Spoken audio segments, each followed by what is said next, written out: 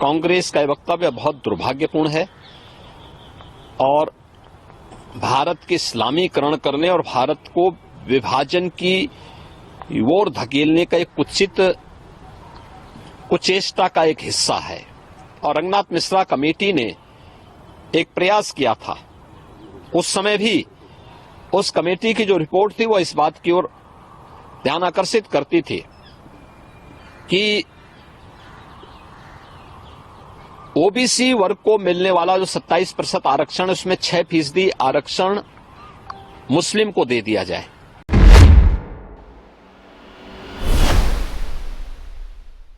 कर्नाटक सरकार द्वारा राज्य में मुस्लिमों की सभी जातियों और समुदायों को ओबीसी की सूची में शामिल करने को लेकर उत्तर प्रदेश के मुख्यमंत्री योगी आदित्यनाथ ने कहा, कांग्रेस का यह वक्तव्य बहुत दुर्भाग्यपूर्ण है। यह भारत के इस्लामीकरण करने में भारत को विभाजन की ओर धकेलने की एक कुचेष्टा का हिस्सा है। यूपीए सरकार आने के बाद कांग्रेस ने यह स्पष्ट प्रयास किए थे।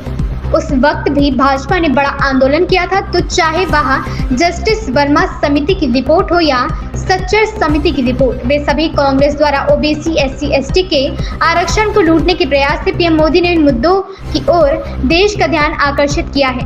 अब आपने कर्नाटक में कांग्रेस सरकार का रुख देखा, जहां उन्होंने कहा कि वे राज्य में मुसलमानों को 32% आरक्षण देंगे।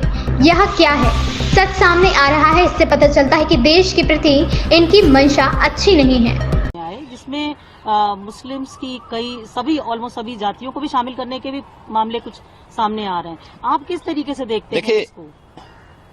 कांग्रेस का यह वक्तव्य बहुत दुर्भाग्यपूर्ण है और भारत के इस्लामीकरण करने और भारत को विभाजन की ओर धकेलने का एक कुचेष्टा का एक हिस्सा है। कांग्रेस यूपीए सरकार आने के बाद उसने उस समय भी इस प्रकार के कुत्सित प्रयास किए थे। पहले जस्टिस रंगनाथ मिश्रा के नेतृत्व में एक कमेटी गठित की थी और रंगनाथ मिश्रा कमेटी ने एक प्रयास किया था। उस समय भी उस कमेटी की जो रिपोर्ट थी वो इस बात की ओर ध्यान आकर्षित करती थी कि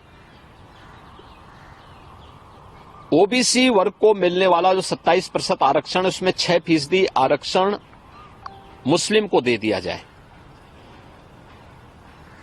ऐसे ही उस कमेटी की रिपोर्ट में यह भी था कि दलितों को भी, यानी जो लोग कन्वर्ट हो चुके हैं मुसलमान, उन लोगों को भी दलित का एक हिस्सा, मुस्लिमों का एक तबका ऐसा है जिसको दलित का पार्ट बनाया जाए। दलितों को मिलने वाले जो सुविधाएं उसके अनुसार भी उनको ट्रीट किया जाए। उस समय भारतीय जनता पार्टी ने बहुत बड़ा आंदोलन किया था।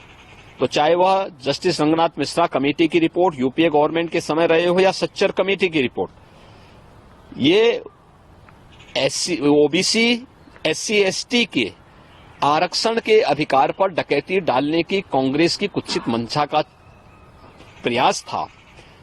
और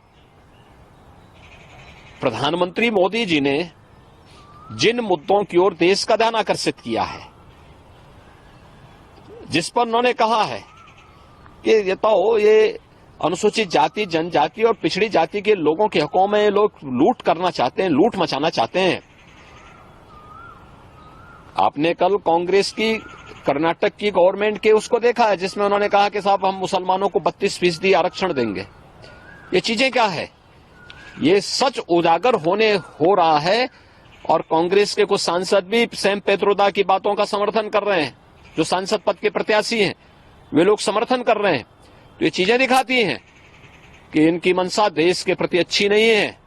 अनुसूचित जाति, जनजाति और पिछड़ी जाति के लोगों को मिले हुए संवैधानिक अधिकारों से ये लोग वंचित करना चाहते हैं। उनके अधिकारों को जबरन ये लोग लूटना चाहते हैं और दूसरा विरासत टैक्स के आधार पर पूरे देश को तबाह करना चाहते हैं। तो इन दोनों के प्रति देश को सतर्क रहना होगा, आम जनमानस को सतर्क रहना होगा और कांग्रेस और इंडी गठबंधन के लोगों के इन मंसूबों को पूरी तरह खारिज करने के लिए लोकतांत्रिक अधिकार का अपना सही उपयोग करना होगा।